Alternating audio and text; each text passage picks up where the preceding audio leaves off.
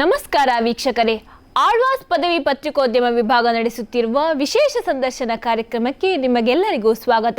ನಾನು ಅನುಪಮಾ ಕಟೀಲ್. ಇವತ್ತು ನಮ್ಮ ಜೊತೆ ಇದ್ದಾರೆ Karnataka state record holder Sneha S. Sneha ಅವರೇ, ಕಾರ್ಯಕ್ರಮಕ್ಕೆ ಸ್ವಾಗತ. Thank you.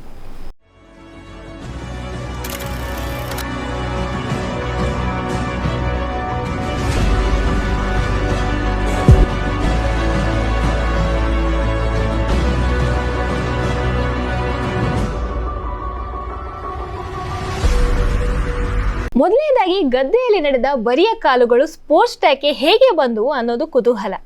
ಹೌದು, ಆ್ಯಕ್ಚುಲಿ ನಾವು ಪ್ರೈಮರಿ ಸ್ಕೂಲ್ ಇಂದ ಸ್ಟಾರ್ಟ್ ಆಯಿತು ಸ್ಪೋರ್ಟ್ಸ್ ಕೆರಿಯರ್ ಅನ್ನೋದಂದರೆ ಒಂದು ಇಂಟ್ರೆಸ್ಟ್ ಅಲ್ಲಿಂದ ಬೆಳೆದಿದ್ದು. ಯಾವಾಗ ನಾವು ಚಿಕ್ಕವರಿದ್ದಾಗ ಸುಮ್ಮನೆ ಹಾಗೆ ಓಡಿಸ್ದಾಗ ಫಸ್ಟ್ ಬಂದರೆ ಮುಂದೆ ಇರೋರು ಕ್ಲಾಪ್ಸ್ ಹೊಡೆಯುವಾಗ ಅಥವಾ ಏನು ಸ್ಟೇಜಲ್ಲಿ ಮೆಡಲ್ ಕೊಡುವಾಗ ಅದೊಂಥರ ವಿನ್ನಿಂಗ್ ಸ್ಪಿರಿಟ್ ಏನಿರುತ್ತಲ್ಲ, ಅಲ್ಲಿ ಆ ಇಂಟ್ರೆಸ್ಟ್ ಹೀಗೆ ಬೆಳ್ಕೊಂಡು ಮುಂದೆ ಬರ್ತಾ ಅದು ನನ್ನ ಪ್ಯಾಷನಾಗಿ ಮಾಡಿಕೊಂಡೆ ನಾನು. ಆ್ಯಕ್ಚುಲಿ ಆವಾಗಿಂದ ಹಾಗೆ ಬೆಳ್ಕೊಂಡ್ಬಂತು ಆಸೆ ಅನ್ನೋದು. ಕ್ರೀಡೆಯನ್ನು ನಿಮ್ಮ ಜೀವನದ ಮುಖ್ಯ ಅಂಗವಾಗಿ ಆಯ್ದುಕೊಂಡ ಉದ್ದೇಶ ಏನು ಅಂತ? ಕ್ರೀಡೆಯಲ್ಲಿ ನಾನು ಹೇಳಿದಾಗ, ಈಗ ಎಜುಕೇಷನ್ ಸೈಡಲ್ಲಿ ಹೋಗುವಾಗ ನಾವು ಎಷ್ಟೇ ಓದಿದ್ರೂ ಪಕ್ಕದಲ್ಲಿರೋರಿಗೆ ಮಾರ್ಕ್ಸ್ ಸ್ವಲ್ಪ ಜಾಸ್ತಿನೇ ಬರುತ್ತೆ.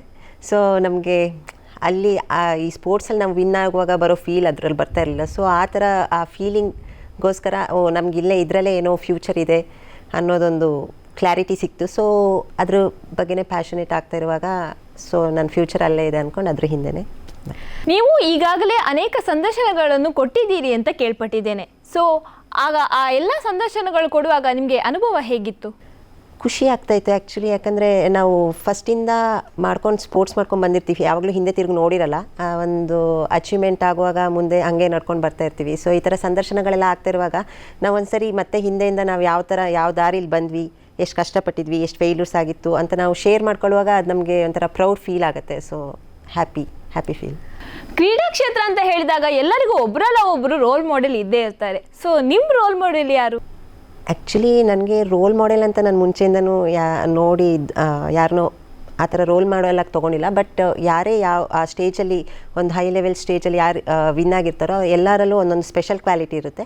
ಸೊ ಆ ಸ್ಪೆಷಲ್ ಕ್ವಾಲಿಟಿನ ನಾನು ಸ್ವಲ್ಪ ನೋಡಿ ಅಳವಡಿಸ್ಕೊಳ್ಳೋಕ್ಕೆ ಟ್ರೈ ಮಾಡ್ತಿದ್ದೆ. ಸೊ ಆ ಥರ ಅನ್ಬೋದು. ಅದು ಬಿಟ್ಟರೆ ರೋಲ್ ಮಾಡೆಲ್ ಅಂತ ನಾನು ಯಾರನ್ನೂ ಇಲ್ಲ. ಅಥ್ಲೆಟಿಕ್ ಅಂತ ಬಂದಾಗ ನಿಮಗೆ ಮರೆಯೋಕ್ಕೆ ಆಗದೇ ಇರೋ ವ್ಯಕ್ತಿ ಯಾರಾದರೂ ಇದ್ದರೆ ಅಂತಹ ವ್ಯಕ್ತಿ ಯಾರು? ಒಬ್ಬರು ಅಂತ ಹೇಳಲಿಕ್ಕೆ ನಂಗೆ ಗೊತ್ತಿಲ್ಲ. ಬಟ್ ಕೋಚಸ್ನ ನಾನು ಯಾವಾಗಲೂ ಮರೆಯಲ್ಲ. ಒಬ್ಬರು ಅಂತಲ್ಲ, ಇಲ್ಲಿಂದ ಮುಂಚೆಯಿಂದ ಚಿಕ್ಕಕ್ಕಿಂದ ಇಲ್ಲಿ ತನಕ ತುಂಬ ಕೋಚಸ್ ಚೇಂಜ್ ಆಗಿದ್ದಾರೆ. ಎಲ್ಲರ ಹತ್ರನೂ ನನಗೆ ಒಂದೊಂದೇನೋ ಸಿಕ್ಕಿದೆ, ಒಂದು ಟೆಕ್ನಿಕ್ ಸಿಕ್ಕಿದೆ. ಸೊ ಅವ್ರನ್ನ ನನಗೆ ಮರೆಯೋಕ್ಕೆ ಚಾನ್ಸೇ ಇಲ್ಲ. ನ್ಯಾಷನಲ್ ಗೇಮ್ಸ್ ಅಥ್ಲೆಟಿಕ್ಸ್ನಲ್ಲಿ 2023 ನೀವು 100 ಮೀಟರಲ್ಲಿ ಗೋಲ್ಡ್ ಮೆಡಲ್ ಮಾಡಿದ್ದೀರಾ. ಆ ಗೋಲ್ಡ್ ಮೆಡಲ್ ತಗೊಂಡ ಮೇಲೆ ನಿಮ್ಮ ಅನುಭವ ಹೇಗಿತ್ತು? ಅದಕ್ಕೂ ಮುಂಚೆ ಒಂದು ನ್ಯಾಷನಲ್ಸಲ್ಲಿ ನನಗೆ ಸಿಲ್ವರ್ ಬಂದಿತ್ತು, ಫಸ್ಟ್ ಮೆಡಲ್. ಬಟ್ ಅದಾದಮೇಲೂ ತುಂಬ ನ್ಯಾಷನಲ್ಸಲ್ಲಿ ಗೋಲ್ಡ್ ಮೆಡಲ್ ಬಂದಿದೆ. ಬಟ್ ದಟ್ ನ್ಯಾಷನಲ್ ಗೇಮ್ಸ್ ತುಂಬ ಸ್ಪೆಷಲ್ ಅಂತಲೇ ಅನ್ಬೋದು. ಯಾಕಂತಂದರೆ ಏನು ಚಿಕ್ಕಕ್ಕಿಂದ ಒಂದು ಆಸೆ ಇರುತ್ತಲ್ಲ, ಒಂದು ಕನಸಿರುತ್ತಲ್ಲ, ಒಂದು ನ್ಯಾಷನಲ್ಸ್ ಗೋಲ್ಡ್ ಮಾಡಬೇಕು ಅನ್ನೋದು. ಸೊ ಅದು ಫಸ್ಟ್ ಕಾಂಪಿಟೇಷನ್ ಅಂದು ಗೋಲ್ಡ್ ಮಾಡಿರೋದು ಅದು. ಸೊ ನ್ಯಾಷನಲ್ ಗೇಮ್ಸ್ ಅಂದರೆ ಅದೊಂದು ಡಿಫ್ರೆಂಟ್ ಕಾಂಪಿಟೇಷನ್ ಅಲ್ಲ, ಅಂದರೆ ತುಂಬ ಒಂದು ಇಂಟ್ರೆಸ್ಟಿಂಗ್ ಆಗಿತ್ತು ಆ ಕಾಂಪಿಟೇಷನ್ ಕೂಡ. ಸೊ ಲೀಡಲ್ಲಿ ಫಿನಿಶಿಂಗ್ ಮಾಡಿದ್ದೆ. ಸೊ ಅದು ನನಗೆ ಪ್ರೂವ್ ಮಾಡ್ಕೊಂಡಿದ್ದು, ಮತ್ತು ನನ್ನನ್ನು ಬೇರೆಯವ್ರಿಗೆ ಪ್ರೂವ್ ಮಾಡಿದ್ದು, ಮತ್ತು ನಾನು ರೈಟ್ ಪಾತಲ್ಲಿ ಇದ್ದೀನಿ ಅಂತ ನನಗೆ ಪ್ರೂವ್ ಆಗಿರೋ ಟೈಮ್ ಅದು. ಸೊ ವೆರಿ ಹ್ಯಾಪಿ ಇದೆ. ಇಫ್ ನಿಮ್ಮನ್ನು 3 ವರ್ಡಲ್ಲಿ ಎಕ್ಸ್ಪ್ಲೈನ್ ಮಾಡಬೇಕು ಅಂತ ಅಂದರೆ ಆ 3 ವರ್ಡ್ಗಳು ಯಾವುದು? ಹಾರ್ಡ್ ವರ್ಕರ್, ಪೇಷಂಟ್, ಮತ್ತಿನ್ನೇನು, ಪ್ಯಾಷನೇಟ್.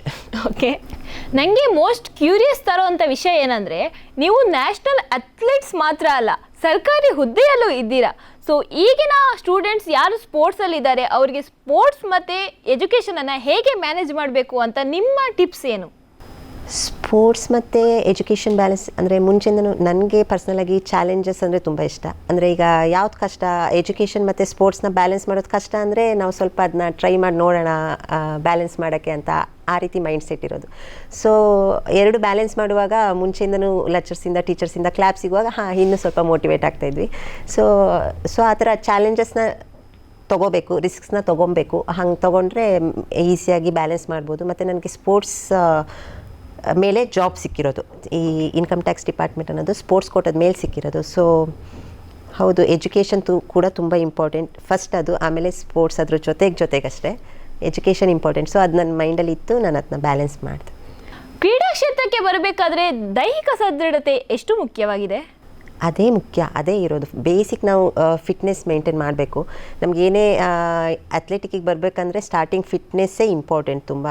ಸೊ ನಾವು ಹೆಲ್ತಿ ಫುಡ್ ಎಲ್ಲ ಡಯಟ್ ಎಲ್ಲ ಮಾಡಿ ಫಿಟ್ನೆಸ್ ಮೇಂಟೈನ್ ಮಾಡಬೇಕು. ಫಿಟ್ನೆಸ್ ಇಲ್ಲ ಅಂತಂದರೆ ನಮಗೆ ಪರ್ಫಾರ್ಮೆನ್ಸ್ ಮಾಡೋದು, ಮೆಡಲ್ ಮಾಡೋದು ತುಂಬಾ ಕಷ್ಟ. ಅದು ತುಂಬ ಇಂಪಾರ್ಟೆಂಟ್. ಕ್ರೀಡೆಯಲ್ಲಿ ಆಹಾರ ಪದ್ಧತಿ ಆಗಿರ್ಬೋದು ಅಥವಾ ಬಾಡಿ ಫ್ಲೆಕ್ಸಿಬಿಲಿಟಿ ಆಗಿರ್ಬೋದು, ಇವೆಲ್ಲವನ್ನು ಮೇಂಟೈನ್ ಮಾಡಬೇಕಾದ್ರೆ ಆಹಾರ ಪದ್ಧತಿ ಹೇಗಿರಬೇಕು? ಅದೇ ಮುಂಚೆ ಹೇಳ್ದಂಗೆ ಫಿಟ್ನೆಸ್ ಮಾಡಬೇಕಂದ್ರೆ ಹೆಲ್ತಿ ಫುಡ್ ಬೇಕೇ ಬೇಕು.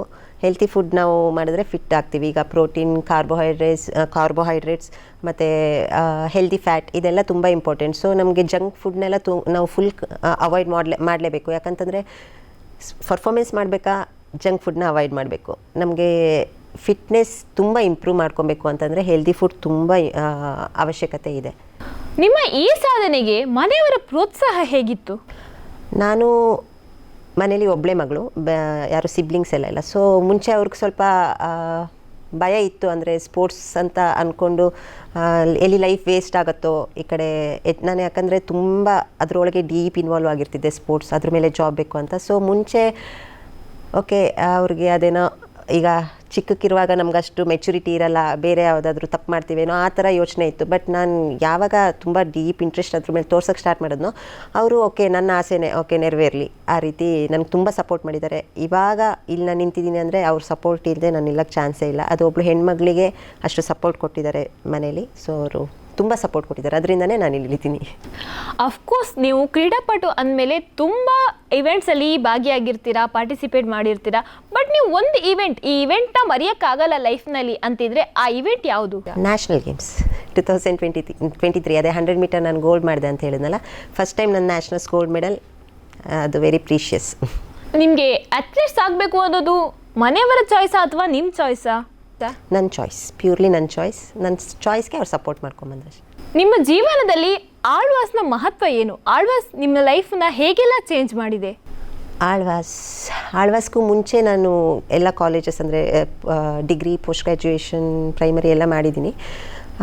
ಬಟ್ ಫಿನಾನ್ಷಿಯಲ್ ಸಪೋರ್ಟ್ ನನಗೆ ಆಳ್ವಾಸ್ಗೆ ಬಂದಮೇಲೆ ಸಿಕ್ತು. ಸ್ವಲ್ಪ ಅದು ಇನ್ನೂ ನನಗೆ ತುಂಬ ಪರ್ಫಾರ್ಮೆನ್ಸ್ ಇಂಪ್ರೂವ್ ಮಾಡ್ಕೊಳ್ಳೋಕೆ ಹೆಲ್ಪ್ ಮಾಡ್ತು. ಸೊ ಮೋಹನ್ ಆಳ್ವಾಸ್ ಸರ್ಗೆ ಇವಾಗ ನಾನು ಥ್ಯಾಂಕ್ಸ್ ಹೇಳಲೇಬೇಕು. ನಾನಿಲ್ಲಿ ಆಳ್ವಾಸ್ಗೆ ಬಂದಮೇಲೆ ಇಂಪ್ರೂವ್ಮೆಂಟ್ಸ್ ಬಂದಿರೋದು. ಮತ್ತು ನನ್ನ all India medal, first medal ಆಗಿದ್ದು ಕೂಡ ಆಳ್ವಾಸ್ಗೆ ಬಂದಮೇಲೆ, ಇಂಡಿವಿಜುವಲ್ ಮೆಡಲ್ 100 ಮೀಟರ್ಸಲ್ಲಿ. ಮತ್ತು ನನ್ನ ಜಾಬ್ ಸಿಕ್ಕಿರೋದು ಕೂಡ ಆಳ್ವಾಸ್ಗೆ ಬಂದಮೇಲೆ. ಸೊ ಲಕ್ಕಿ ಗ್ರೌಂಡ್ ಅಂತಲೇ ಹೇಳ್ಬೋದು. ತುಂಬ ಪರಿಣಾಮ ಬೀರಿದೆ. ಸ್ಪೋರ್ಟ್ಸ್ ಅಂದರೆ ಸೋಲು ಗೆಲುವು ಎರಡೂ ಇದ್ದೇ ಇರುತ್ತೆ. ಈ ಸೋಲು ಗೆಲುವು ನಿಮ್ಮ ಜೀವನದಲ್ಲಿ ಯಾವಾಗಾದರೂ ಪರಿಣಾಮ ಬೀರಿದೆಯಾ? ಖಂಡಿತ. ಗೆಲುವು ಇವಾಗ ಸಿಗ್ತಾ ಇದೆ. ಒಂದು 3 ಇಯರ್ಸಿಂದ ರೀಸೆಂಟಾಗಿ ಗೆಲುವುಗಳು ಸಿಗ್ತಾ ಇದೆ. ಅದಕ್ಕಿಂತ ಜಾಸ್ತಿ ಒಂದು 12 ಇಯರ್ಸ್ ಆಯಿತು ಅನಿಸುತ್ತೆ ನಾನು ಸ್ಪೋರ್ಟ್ಸ್ ಫೀಲ್ಡಿಗೆ ಬಂದುಬಿಟ್ಟು. ಸೊ ಅದಕ್ಕೂ ಮುಂಚೆ ಎಲ್ಲ ಜಾಸ್ತಿ ಸೋಲ್ಗಳೇ ಸಿಗ್ತಾಯಿತ್ತು. ಸೊ ಅದರಿಂದನೇ ಜಾಸ್ತಿ ಕಲ್ತಿರೋದು. ಸೋಲ್ ಕಲಿಸಿರೋಷ್ಟು ಪಾಠ ಗೆಲುವು ಕಲಿಸಿಲ್ಲ ಅಂತ ಅನಿಸುತ್ತೆ. ಸೊ ಇಲ್ಲೇನು ಇವಾಗ ನಾನು ಇಲ್ಲಿ ನಿಂತಿದ್ದೀನಿ, ಒಂದು ಫಾಸ್ಟೆಸ್ಟ್ ವಿಮೆನ್ ಆ ಥರ ಏನು ಹೆಸರು ಬಂದಿದೆ, ಅದಕ್ಕೆಲ್ಲ ನನ್ನ ಫೇಲ್ಯೂರ್ಸ್ ತುಂಬಾ ಕಾರಣ. ಅದೇ ರೆಸ್ಪೆಕ್ಟ್ ಮಾಡ್ತೀನಿ ನಾನು ಆ ಫೇಲ್ಯೂರ್ಸ್ನ, ತುಂಬ ಕಲ್ತಿದ್ದೀನಿ. ಈಗ ನನಗೆ ಸ್ವಲ್ಪ ಬಿಯಾಂಡ್ ದಿ ಬಾಕ್ಸ್ ಕ್ವಶನ್ಸ್ ಇದೆ. ಎಲ್ಲರೂ ಸ್ನೇಹ ಅವರನ್ನ ಅಥ್ಲೆಟ್ಸ್ ಆಗಿ ನೋಡಿದ್ದಾರೆ. ಬಟ್ ಅಥ್ಲೆಟ್ಸ್ ಜೀವನ ಬಿಟ್ಟು ಸ್ನೇಹ ಅವರಿಗೆ ಏನೆಲ್ಲ ಇಷ್ಟ? ಡ್ಯಾನ್ಸ್ ಮತ್ತು ಡ್ರಾಯಿಂಗ್, ಪೆನ್ಸಿಲ್ ಸ್ಕೆಚ್, ಅದು ನನಗೆ ತುಂಬ ಇಂಟ್ರೆಸ್ಟ್ ಇದೆ. ಸ್ನೇಹ ಅವರ ಸೆಲೆಬ್ರಿಟಿ ಕ್ರಶ್ ಯಾರು? ಯಶ್. ಓಕೆ. ಒಂದು ವೇಳೆ ನೀವು ಈ ಕ್ರೀಡಾ ಕ್ಷೇತ್ರಕ್ಕೆ ಬರ್ತಿರ್ಲಿಲ್ಲ ಅಂದರೆ ಈಗ ಯಾವ ಫೀಲ್ಡಲ್ಲಿ ಇರ್ತಿದ್ರಿ ಅಂತ ನಿಮ್ಗೆ ಅನಿಸುತ್ತೆ? ನನಗೆ ಗೊತ್ತಿಲ್ಲ ಏನಾಗ್ತಿದೆ ಅಂತ. ಯಾಕಂದರೆ ನನಗೆ ಇದು ಬಿಟ್ಟು ಬೇರೆ ಯಾವುದೂ ಅಷ್ಟು ನಾನು ಇಮೇಜ್ ಮಾಡ್ಕೊಂಡಿಲ್ಲ. ಮೇ ಬಿ ಯಾವುದೋ ಕಾರ್ಪೊರೇಟ್ ಸೆಕ್ಟ್ರಲ್ಲಿ ಇರ್ಬೋದಿತ್ತೋ ಅಥವಾ ಏನೋ ಗೊತ್ತಿಲ್ಲ. ನನಗೆ ಫುಲ್ ಇದರಲ್ಲೇ ಇರೋದ್ರಿಂದ ನನಗದ್ರ ಯೋಚನೆನೂ ಹೋಗಿಲ್ಲ ಅಲ್ಲಿ ಆ ಕಡೆ. ಸ್ಪೋರ್ಟ್ಸ್ ಅಂತ ಬಂದಾಗ ಸ್ಪೋರ್ಟ್ಸಲ್ಲಿ ಸಾಧನೆ ಮಾಡಿದ ಯಾರಂದರೆ ನಿಮಗೆ ತುಂಬ ಇಷ್ಟ? ಹುಸೇನ್ ಬೋಲ್ಟ್ ಆ್ಯಕ್ಚುಲಿ ಇಷ್ಟ. ಎಸ್ಪೆಷಲಿ ಹುಡುಗಿಯರಿಗೆ ಕ್ರೀಡಾ ಕ್ಷೇತ್ರದಲ್ಲಿ ಯಾವುದೆಲ್ಲ ಸಮಸ್ಯೆ ಎದುರಾಗುತ್ತೆ ಅಂತ ನಿಮ್ಗೆ ಅನಿಸುತ್ತೆ? ಹುಡುಗಿರು ಕ್ರೀಡಾ ಕ್ಷೇತ್ರಕ್ಕೆ ಬರೋಕ್ಕೆ ತುಂಬ ಸಮಸ್ಯೆ ಎದುರಿಸ್ತಾರೆ. ಯಾಕಂತಂದರೆ ಹೆಣ್ಮಗಳು ಯಾಕೆ ಗ್ರೌಂಡಲ್ಲಿ ಇರಬೇಕು, ಏನಾದರೂ ಬೇರೆ ಅಚೀವ್ಮೆಂಟ್ ಮಾಡ್ಬೋದು ಅಂತ. ಬಟ್ ಇವಾಗ ಏನು ಕರೆಂಟ್ಲಿ ಎಲ್ಲ ಗರ್ಲ್ಸ್ ಎಲ್ಲ ಬರ್ತಾಯಿದ್ದಾರೆ, ಎಲ್ಲ ಫೀಲ್ಡಲ್ಲೂ ಅಚೀವ್ ಮಾಡ್ತಾಯಿದ್ದಾರೆ. ಈಗ ಅಷ್ಟೊಂದು ಮುಂಚೆ ಇರುವಷ್ಟು ಕಷ್ಟಗಳಿಲ್ಲ ಅನ್ಕೋತೀವಿ. ಆದರೂ ಸೊಸೈಟಿಯಿಂದ ಜಾಸ್ತಿ. ನಾವು ಪೇರೆಂಟ್ಸ್ನ ಹೆಂಗಿದ್ರು ಕನ್ವಿನ್ಸ್ ಮಾಡ್ಬೋದು, ಬಟ್ ಸೊಸೈಟಿಗೆ ಪೇರೆಂಟ್ಸ್ನು ಕೆಲವು ಸರಿ ಹೆದರ್ತಾರೆ. ಸೊ ಸೊಸೈಟಿಗೆ ತಲೆ ಕೊಡದೆ ಪೇರೆಂಟ್ಸ್ನ ಕನ್ವಿನ್ಸ್ ಮಾಡಿ ನಾವು ಹಾರ್ಡ್ ವರ್ಕ್ ಮಾಡಿಕೊಂಡು ಆ ಮೆಂಟಲ್ ಎಬಿಲಿಟಿ ನಮಗಿದ್ರೆ ನಾವು ಅಚೀವ್ ಮಾಡ್ಬೋದು, ಗರ್ಲ್ಸ್ ಎಲ್ಲ ಮಾಡ್ಬೋದು. ನಿಮಗೆ ಈ ಕ್ಷಣದಲ್ಲಿ ಯಾರಿಗಾದರೂ ಧನ್ಯವಾದ ಹೇಳಬೇಕಂತಿದ್ರೆ ಯಾರಿಗೆ ಧನ್ಯವಾದ ಅರ್ಪಿಸ್ತೀರಾ? ಫಸ್ಟು ಅಪ್ಪ ಅಮ್ಮ ನನ್ನ ಇಲ್ಲಿ ತನಕ ಸಪೋರ್ಟ್ ಮಾಡ್ಕೊಂಡು ಬಂದಿರೋದಕ್ಕೆ, ಮತ್ತು ನನ್ನ ಕೋಚ್ ಇವಾಗ ಕರೆಂಟ್ಲಿ ಅಜಿತ್ ಕುಮಾರ್ ಅಂತ ಅವ್ರ ಅಂಡರಲ್ಲಿ ನಾನು ಪ್ರಾಕ್ಟೀಸ್ ಮಾಡ್ತಾ ಇರೋದು. ಸೊ ನಾನು ತುಂಬ ಬ್ಲೆಸ್ಡ್, ಯಾಕಂದರೆ ಇಷ್ಟೊಂದು ಟೆಕ್ನಿಕ್ಸ್ ಇಂಪ್ರೂವ್ ಮಾಡ್ಕೊಂಡಿರೋದು, ಇಷ್ಟು ಅಚೀವ್ಮೆಂಟ್ ಮಾಡಿರೋದು ಅವ್ರ ಅಂಡರಲ್ಲಿ ಬಂದಮೇಲೆ. ಸೊ ಅವ್ರಿಗೆ ಥ್ಯಾಂಕ್ಸ್ ಹೇಳಬೇಕು. ಮತ್ತು ಮೋಹನ್ ಆಳ್ವಾ ಸರ್ಗೆ ಥ್ಯಾಂಕ್ಸ್ ಹೇಳಲೇಬೇಕು, ಯಾಕಂತಂದರೆ ನನಗೆ ಈಗ ಜಾಬ್ ಆಗಿದೆ, ಆದರೂ ನನಗೆ ಅಕೊಮೊಡೇಷನ್ ನನಗೆ ಇಲ್ಲಿ ಸಿಗ್ತಾ ಇದೆ ಆಳ್ವಾಸ್ ಕಾಲೇಜಲ್ಲಿ. ಸೊ ಅವ್ರಿಗೆ ಥ್ಯಾಂಕ್ಸ್ ಹೇಳಬೇಕು. ಮತ್ತು ಎಲ್ಲ ನನ್ನ ಫ್ರೆಂಡ್ಸ್, ಎಲ್ಲ ಕೋಚಸ್ ಎಲ್ಲರಿಗೂ ಥ್ಯಾಂಕ್ಸ್ ಹೇಳಬೇಕು, ಎಲ್ಲ ನಾನು ಓದಿರೋ ಇನ್ಸ್ಟಿಟ್ಯೂಷನ್ಸ್ ಎಲ್ಲರಿಗೂ. ಇಷ್ಟು ಹೊತ್ತು ನಮ್ಮ ಜೊತೆ ನಿಮ್ಮ